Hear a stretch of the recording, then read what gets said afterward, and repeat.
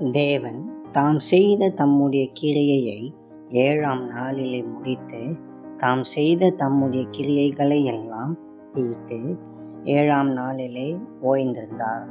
தேவன் தாம் சிருஷ்டித்து செய்த தம்முடைய கிரியைகளை எல்லாம் முடித்த பின்பு அதிலே ஓய்ந்திருந்தபடியால் தேவன் 7ஆம் நாளை ஆசீர்வதித்து அதை பரிசுத்தமாக்கினார்.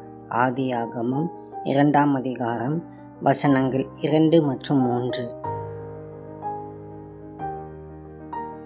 ஓய்வு எடுக்காமல் தொடர்ச்சியாக பிஸியாக இருக்க வேண்டும் என்று நினைப்பது முதிர்ச்சியற்ற தன்மையாகும் என்பதை நாம் நினைவில் கொள்ள வேண்டும். தேவனால் கொடுக்கப்பட்ட கட்டளை என்றாலும் பேழை நோவாவால் ஒரே நாளில் கட்டப்பட்டு விடவில்லை. அப்படியே திருச்சபையோ அல்லது மதிப்புமிக்க வேறு எந்த விஷயமோ கூட ஒரே நாளில் உருவானவை அல்ல.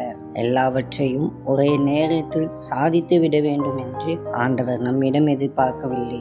நம்முடைய வாழ்க்கை சூழ்நிலைகளை பயன்படுத்தி கொஞ்சம் கொஞ்சமாய் நம்மை முதிர்ச்சியடைய செய்யவும், அதே வேளையில் நிதானமாக செயல்படவும் அவர் விரும்புகிறார். தேவன் நம்முடைய தொழிலை வளர்க்கும் போது அதோடு நன்மையும் வளர்க்கிறார். பெற்றோர்கள் பிள்ளைகளை வளர்க்கும் போது தேவனோ பெற்றோர்களையும் வளர்க்கின்றார்.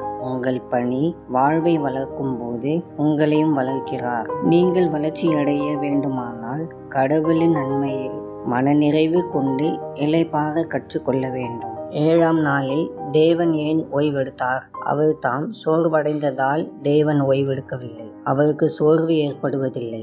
நீங்களும் நானும் ஓய்வெடுக்க வேண்டும் என்று அவர் முன் உதாரணமாக செய்து காட்டினார்.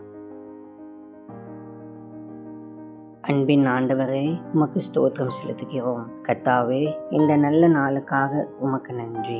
இந்த நாளிலும் நாங்கள் உம்முடைய சித்தத்தை செய்ய எங்களை அர்ப்பணிக்கிறோம். உம்முடைய கிருபையினால் எங்களை நிரப்பி வழி நடத்தும்.